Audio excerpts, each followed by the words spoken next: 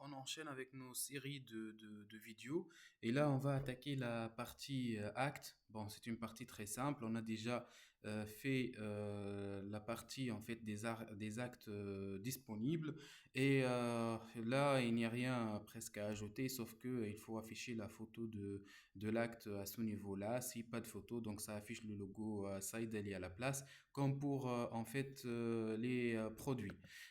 Sinon, en fait, voilà, on va voir sur la POS. Bon, sur la POS, c'est très simple. Donc, il y a le bouton Acte, c'est celui-là. Et quand on clique dessus, en fait, ça ouvre les actes disponibles. Donc, ça va afficher l'image de l'acte et la désignation ou le nom de l'acte. Et lorsqu'en fait l'opérateur clique sur l'acte correspondant, ceci va ajouter l'indemnité de l'acte. Si là, par exemple, on a choisi l'injection sans seringue ou injection en fait seringue d'insuline, cela va ajouter l'indemnité de l'acte. L'indemnité de l'acte va s'ajouter en fait sans stock, bien sûr, sans rayon, sans date de péremption.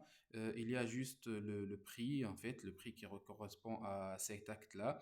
Et la quantité est égale à 1 et on ne peut pas en fait augmenter la quantité ou la changer car en fait c'est un acte donc ça suppose que ça se fait seulement une fois et ça ajoute aussi le produit qui est associé à cet acte là par exemple c'est une seringue d'insuline le produit associé c'est ce qu'on a en fait ajouté ici dans la rubrique produits associés donc là on va voir en fait les produits qui sont déjà associés à cet acte avec leur quantité correspondante et il y a juste une petite remarque, l'ajout de ce produit associé, en fait, est comme l'ajout de tout autre produit, c'est-à-dire les conditions d'ajout dont on a en fait précédemment discuté vont s'appliquer à ce produit. Donc, si par exemple ce produit est hors stock et on n'autorise pas la vente hors stock, donc ceci va ajouter l'indemnité correspondante, mais pour le produit, il va dire que produit hors stock et il ne va pas ajouter le produit. Voilà. Donc, c'est juste pour vous dire que le produit associé,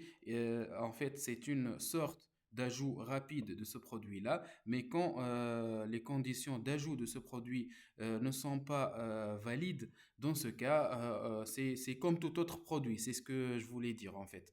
Donc jusque-là, c'est très simple. Il reste seulement la partie en rapport avec l'injection. Donc, comme vous voyez là, au niveau de la fiche générale de l'acte, il y a injection à cocher ou pas. Donc, si injection cochée, c'est-à-dire oui, donc dans ce cas, on va vérifier une autre option au niveau de la même fiche configuration dont on a discuté, c'est le registre des injections. Donc, le registre des injections, le pharmacien peut choisir s'il veut que les actes d'injection s'enregistrent automatiquement ou bien il veut faire ça manuellement. Généralement, il va garder ça sur automatique et ceci en fait exige que lorsqu'on ajoute un acte où il y a la rubrique injection cochée, c'est-à-dire égal à oui, et lorsque en fait le registre des injections est marqué automatique, donc c'est l'association des deux configurations ensemble. Dans ce cas, lors de la validation de la vente, il y a le pop-up injection qui va s'afficher et en fait, l'opérateur va pouvoir marquer la date de la prescription, le mode d'administration, soit IM ou IV ou sous-cutané, le nom du malade, le CIN, le prescripteur. Et là, c'est un choix parmi les opérateurs pour en fait choisir qui a injecté. Car parfois, c'est un opérateur qui a en fait ouvert en fait la vente mais celui qui va injecter est différent. Donc c'est pour ça que il doit pouvoir en fait choisir qui a fait l'acte de l'injection. Et ça, c'est s'il veut en fait voilà scanner ou uploader l'image de l'ordonnance. Donc le plus important, c'est cette rubrique à gauche. En fait, c'est très simple. Là, il va pouvoir ajouter les produits qui ont été injectés. En fait, lorsqu'il va ajouter les produits injectés, ceci c'est juste à titre indicatif. Donc ceci ne va pas affecter la vente, ni le stock, ni rien. C'est juste pour dire que le produit injecté est unidex. Donc pourquoi on fait ça? En fait parce que le client peut ramener son produit lui-même. Et donc, dans ce cas, ce n'est pas un produit qui a été vendu, mais c'est un produit ramené par le client. Et c'est tout à fait normal de juste mentionner le produit injecté sans que cela, en fait, affecte le stock ou autre chose. Donc, voilà, là, juste pour réexpliquer, les produits injectés choisis, c'est-à-dire insérés dans cette liste-là, n'affectent pas le stock ni le journal des ventes. Donc, on ne va pas mentionner sur le journal des ventes que ces produits-là sont associés à cette vente. Mais ceci n'affecte que le journal des injections. C'est-à-dire que même si en fait ces produits-là sont hors stock ou sont périmés ou même désactivés, on peut les afficher et on peut les ajouter dans cette liste vu qu'ils n'ont rien à voir avec la vente, mais c'est juste à titre indicatif quel est le produit qui a été injecté. Bon, je pense que c'est tout à fait facile. Et donc, dès que en fait il confirme ça, il passe à l'écran de règlement de la vente ordinaire. Et ce qui se passe en fait après, c'est que il y aura une entrée de cette injection au niveau du journal des injections. Donc, ce journal des injections va en fait enregistrer la référence, cette référence-là. Il va enregistrer les autres données nécessaires. La date, si on peut ajouter aussi l'heure pour être un peu exact. Le nom du malade, le prescripteur, les données en fait qu'on a en fait ajoutées et les produits injectés. Bon, là j'ai mis cette icône pour qu'on puisse en fait voir la fiche du produit, mais c'est optionnel en fait. Si vous trouvez que c'est un peu compliqué ou ça va alourdir davantage les choses, donc on peut juste mentionner les produits. Donc là, peut-être qu'il faut mettre un menu déroulant ou bien une barre déroulante pour que s'il y a plusieurs produits, ceci ne charge pas trop la ligne. Là, on va mettre aussi la vente associée et celui qui a fait l'injection.